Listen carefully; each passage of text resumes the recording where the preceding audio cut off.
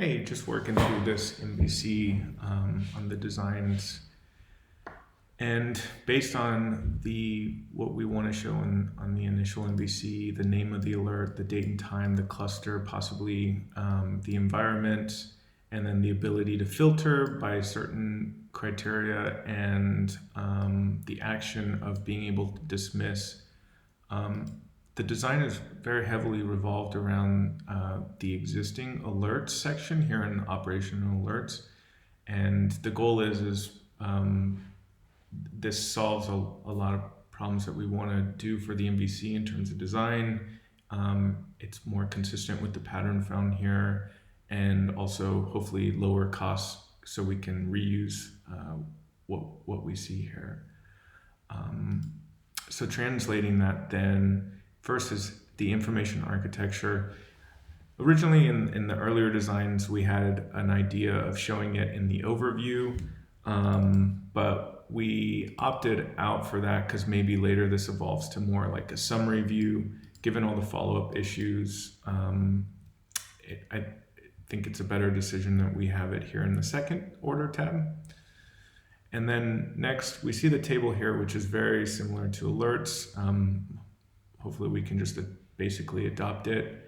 And it starts by defaulting to the most recent alerts. So in the sort order here, again, we're taking it from this table.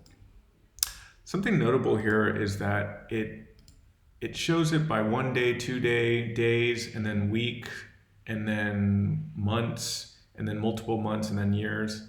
If we could adopt that as well, and then notably there's a timestamp when you hover over that shows you exactly when this alert occurred.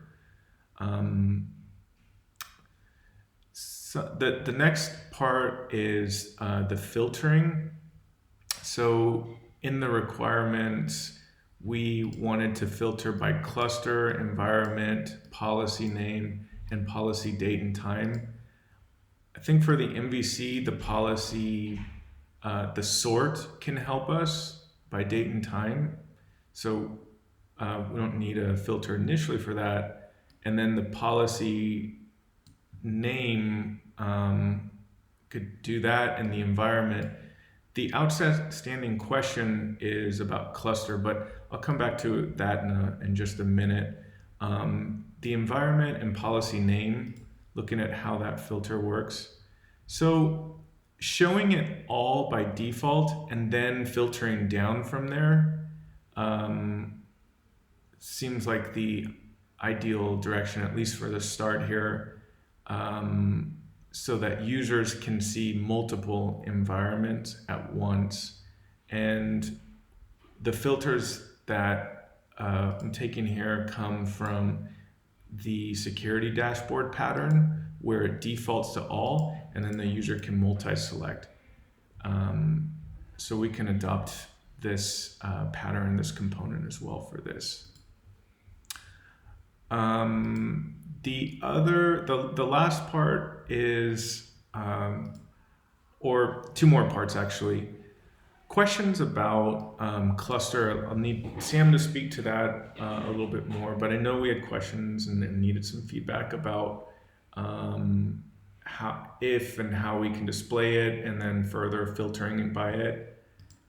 It's shown here in the designs as displaying what the cluster is. I didn't include the filter, but just any thoughts or feedbacks on that, if it's within the scope of this MVC, or if there's any challenges there to displaying that. The last thing is the one action that the user can take to this page is to dismiss it. So the thinking is so far, and I'm not sold on it, but each one has a dismiss button, and then the user can also undo dismiss. And when they dismiss it, we could put like a 50% opacity on the table row. This is sort of a temporary solution, but it is also kind of aiming for the long term of on the alert section to make an action.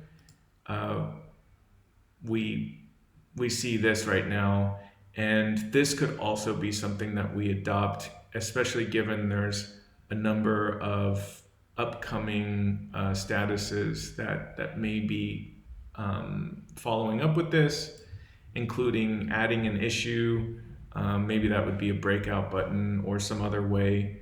But just as a start to kind of show that the actions are located here, and this is the first one, it's the simple dismiss and undo dismiss.